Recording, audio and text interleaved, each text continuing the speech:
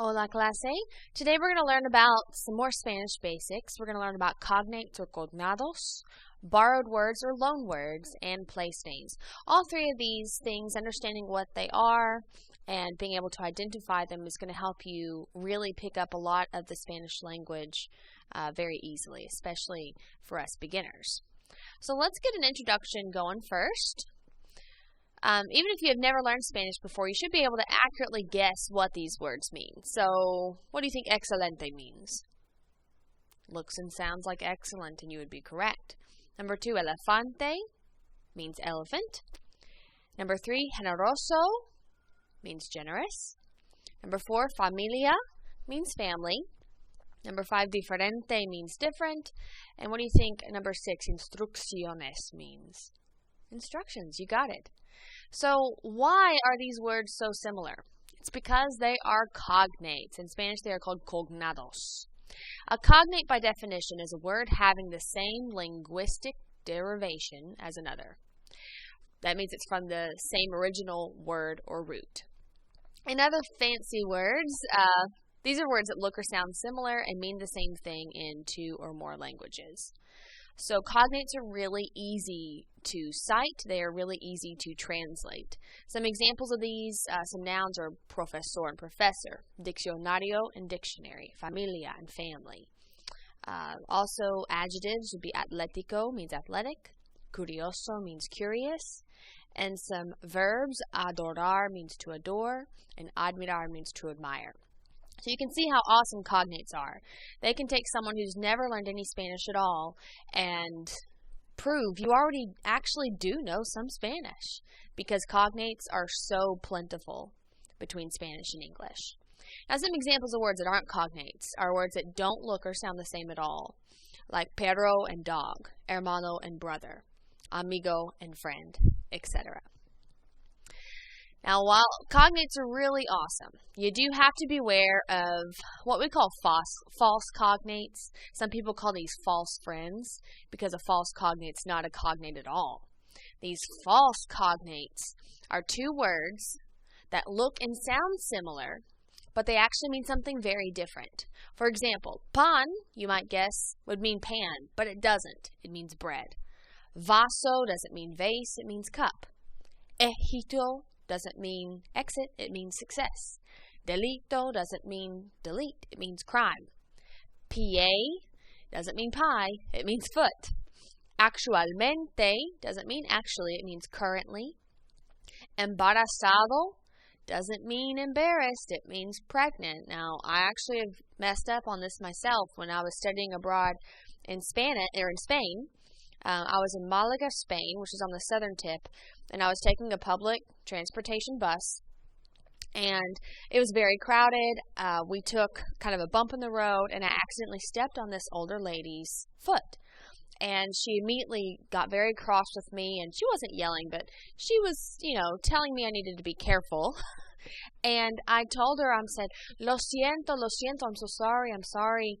And I meant to say, I'm so embarrassed. So I said, estoy embarazada.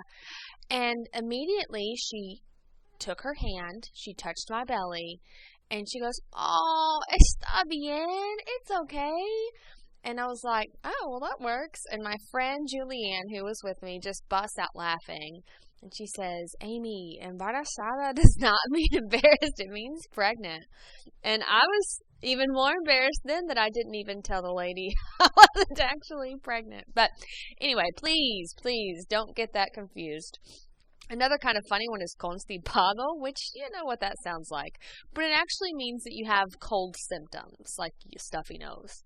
Sensible doesn't mean sensible, it means a sensitive or emotional person. And asistir doesn't mean to assist someone, it means to attend something. So those are a lot of the false cognates. There are not many of these. Pretty much any other word that you see that looks like a cognate, if it's not on this list, it's a safe assumption that it's a true cognate. So, Next up are borrowed words or loan words. Again, many of you that have never taken Spanish will still probably able to know what the following Spanish words mean.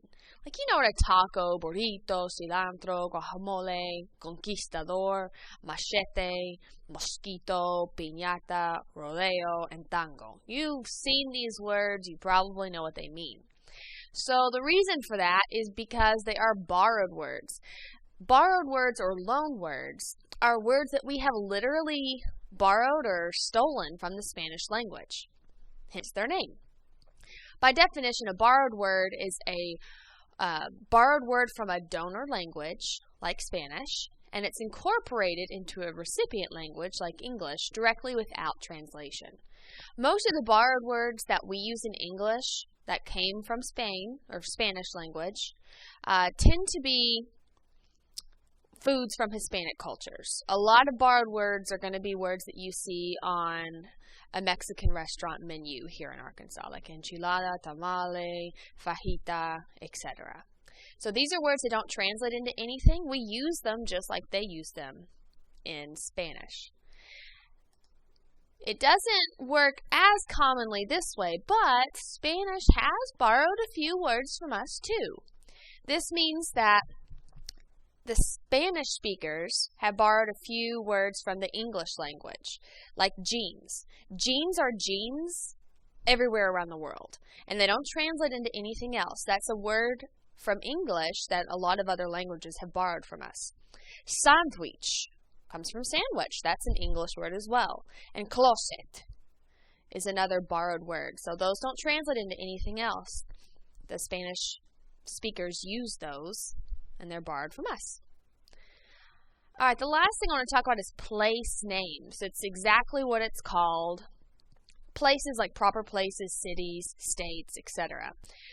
Many of these in the U.S. as well as other places around the world are named with Spanish words or names. The reason for this is simple. Back in the day, when the Americas were first quote-unquote discovered and conquered by European conquistadors, many of those conquistadors from Europe were from Spain. And so when the Spanish were exploring this new world and they were establishing cities, a lot of them named them Spanish names. There's many of these throughout our country. Some popular examples are Colorado, which means reddish, El Paso, which means the passage, that's a city in Texas. Florida means flowery. Los Angeles, or as we say Los Angeles, means the angels. And San Antonio, Texas, or San Antonio, means Saint Anthony. So you're going to notice, especially now that I've brought it to your attention, that a lot of cities and place names are Spanish words. Like in Arkansas, we have El Dorado, and that kind of means the golden one. And you're going to see a lot of this more often. So pay attention in your travels when you're looking at maps and notice there are a lot of place names that come from the Spanish language here in our country. And El fin, this is the end of our presentation. Thank you so much for watching.